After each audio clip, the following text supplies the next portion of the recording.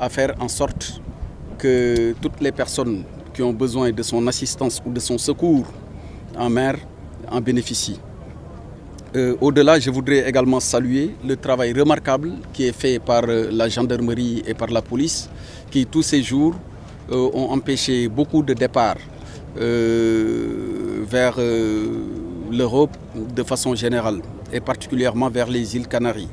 Je voudrais à ce sujet aussi les féliciter et dire que grâce à un travail de coordination sous la houlette du comité interministériel de lutte contre l'immigration clandestine mis en place par son Excellence Monsieur le Président de la République Macky Sall, un travail remarquable est en train d'être fait à ce niveau. Alors, pour en venir maintenant à votre question, depuis pratiquement 2 ans, il y a un travail qui est fait afin de mettre en place une stratégie nationale de lutte contre la migration irrégulière.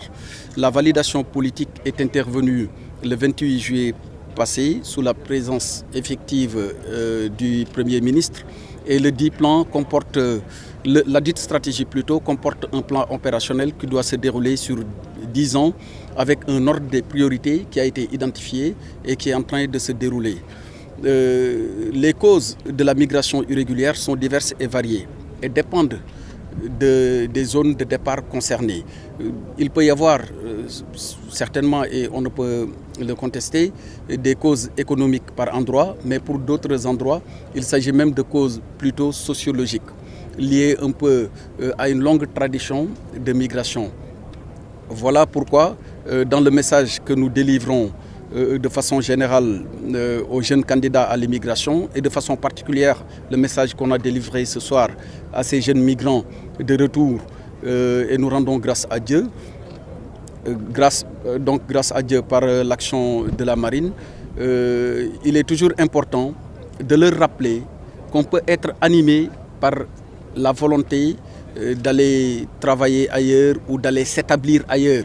Parce que pour ceux qui veulent aller travailler dans d'autres continents, c'est souvent des causes qui peuvent être économiques.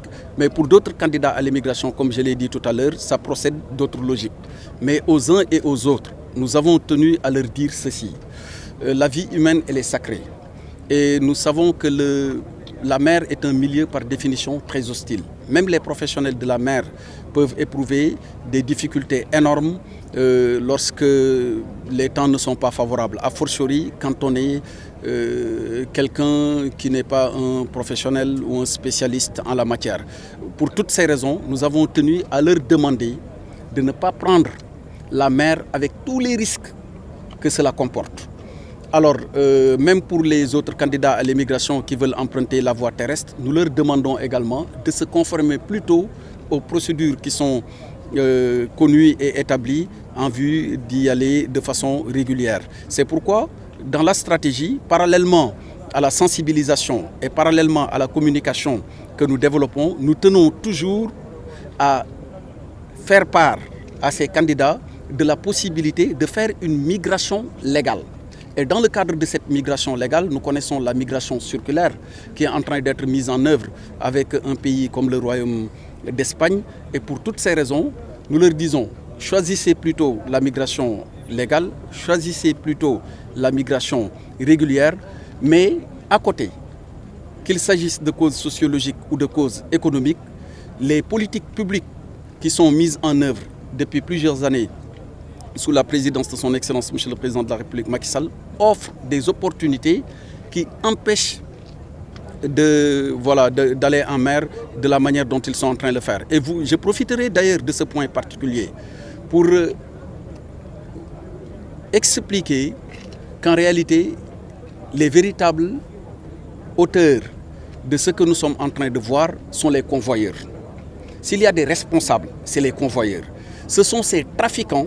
Il faut bien nommer les mots. Ce sont ces trafiquants de migrants qui leur font miroiter des possibilités qui n'existent en réalité que dans la tête de ceux qui cherchent à les développer. Alors, sous ce rapport-là, il y a une loi qui existe depuis 2005-2006 et qui réprime de façon très sévère de telles pratiques. Mais il est important aussi à l'attention de ces jeunes de leur faire comprendre, de leur expliquer que ceux qui vous vendent des illusions, en réalité, ne veulent profiter que de cette volonté qui vous anime de vouloir aller ailleurs. Voilà en quelque sorte le contenu du message que je voulais délivrer à l'endroit de ces jeunes. Aujourd'hui, monsieur le ministre, bon, c'est vrai qu'ils sont plus ou moins affectés, totalement, même s'ils sont totalement affectés. Aujourd'hui, quelles sont en quelque sorte